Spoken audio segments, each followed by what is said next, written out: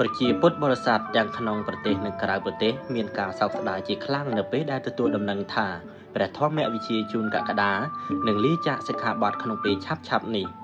បើតាមទំព័រ Facebook ផ្លូវការរបស់ព្រះអង្គធម្មវិជាជួនកក្កដាបានបង្ហោះនៅក្នុងថ្ងៃទី19ខែមិនិនាឆ្នាំ2025នេះថាព្រះអង្គនឹងលាចាកសិក្ខាបទក្នុងពេលឆាប់ៗនេះក្នុងនោះផងដែរប្រជាពុទ្ធបរិស័ទជាច្រើនបានចូលទៅខមមិនសម្ដែងនៅការសោកស្ដាយនិងជូនពរដល់ព្រះអង្គដែលនឹងផ្លាស់ប្ដូរពីភេទជាបព្វជិតទៅកាន់ភេទជាក្រហមវិញគួរបញ្ជាក់ផងដែរថាព្រះធម្មវិជាជួនកក្កដាបានបួសនឹងសម្ដែងព្រះធម៌ទេសនាទៅកាន់ពុទ្ធបរិស័ទអស់រយៈពេលជិត30ឆ្នាំមកហើយ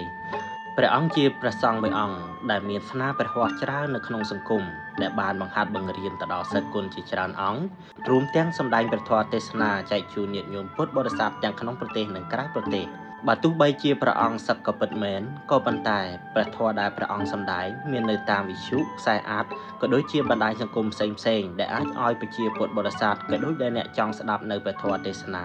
អាចចូលទៅស្ដាប់យកជាប្រយោជន៍និងជាចំណេះដឹងសម្រាប់ជីវិតបាន